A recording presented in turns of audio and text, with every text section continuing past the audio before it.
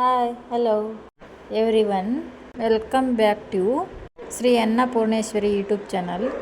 ನಾನಿವತ್ತು ನಿಮಗೆಲ್ಲ ಮಸಾಲ ಮಜ್ಜಿಗೆ ಮನೆಯಲ್ಲೇ ಇರೋಂಥ ಐಟಮ್ಸ್ಗಳು ಯೂಸ್ ಮಾಡ್ಕೊಂಡು ಯಾವ ರೀತಿ ಮಾಡೋದು ಅಂತ ತುಂಬ ಸಿಂಪಲ್ ಆಗಿರುವಂಥ ರೆಸಿಪಿ ಒಂದಿಗೆ ತಿಳಿಸ್ಕೊಡ್ತಾ ಇದ್ದೀನಿ. ಸ್ಕಿಪ್ ಮಾಡಿದೆ, ವಿಡಿಯೋ ಫುಲ್ ನೋಡಿ. ಸ್ಕಿಪ್ ಮಾಡಿದರೆ ಯಾವ ರೀತಿ ಮಾಡೋದು ಅಂತ ನಿಮಗೆ ಗೊತ್ತಾಗಲ್ಲ. ಹಾಗಾಗಿ ಕಂಪ್ಲೀಟ್ ವಿಡಿಯೋನ ನೋಡಿ. ಸೊ ವಿಡಿಯೋನ ಸ್ಟಾರ್ಟ್ ಮಾಡೋಣ ಬನ್ನಿ. ಮೊದಲಿಗೆ ಒಂದು ಜಾರ್ ತೊಗೊಂಡಿದ್ದೀನಿ, ಅದರೊಳಗೆ ಮೊಸರು ಹಾಕ್ತಾ ಇದ್ದೀನಿ. ನೋಡಿ, 1/2 ಲೀಟರ್ ಮೊಸರು ತೊಗೊಂಡಿದ್ದೀನಿ. ಮೊಸರು ಹಾಕಿ ಮಿಕ್ಸರ್ ಮಾಡ್ಕೊಂಡಿದ್ದೀನಿ. ಇದು ಚಿಕ್ಕ ಜಾರ್ ಇರೋದ್ರಿಂದ ಎರಡು ಸರಿ ನಾನು ಮಿಕ್ಸರ್ ಮಾಡ್ತಾ ಇದ್ದೀನಿ. ಮಿಕ್ಸರ್ ಮಾಡ್ಕೊಂಡು ಸ್ವಲ್ಪ ರುಚಿಗೆ ತಕ್ಕಷ್ಟು ಉಪ್ಪು ಹಾಕ್ತಾ ಇದ್ದೀನಿ, ಸ್ವಲ್ಪ ಕರಿಬೇವು ಸೊಪ್ಪು, ಸ್ವಲ್ಪ ಕೊತ್ತಂಬರಿ ಸೊಪ್ಪು, ಸ್ವಲ್ಪ ಶುಂಠಿ, ಸ್ವಲ್ಪ ಜೀರಿಗೆ ಹಾಕಿ ಮಿಕ್ಸರ್ ಮಾಡ್ಕೊಂಡಿದ್ದೀನಿ. ಮಿಕ್ಸರ್ ಮಾಡ್ಕೊಂಡು ಈ ಥರ ಜರಡಿಗೆ ಹಾಕಿ ಸೋಸ್ಕೋಬೇಕು.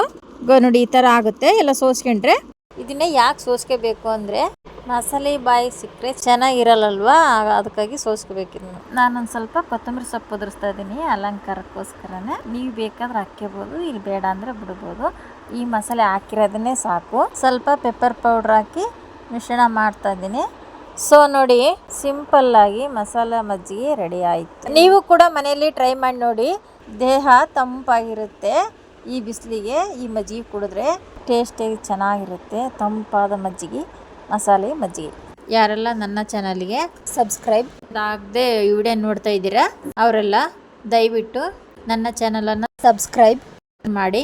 ಪ್ರತಿದಿನ ಹೊಸ ಹೊಸ ರೆಸಿಪಿಯೊಂದಿಗೆ ಬರ್ತಾ ಇರ್ತೀನಿ. ಅಲ್ಲಿವರೆಗೆ ನೋಡ್ತಾ ಇರಿ ಈ ಅನ್ನಪೂರ್ಣೇಶ್ವರಿ ಯೂಟ್ಯೂಬ್ ಚಾನಲ್. ಲೈಕ್ ಮಾಡಿ, ಕಮೆಂಟ್ ಮಾಡಿ, ಶೇರ್ ಮಾಡಿ. ವಿಡಿಯೋ ನೋಡಿದ್ದಕ್ಕೆ ಧನ್ಯವಾದಗಳು.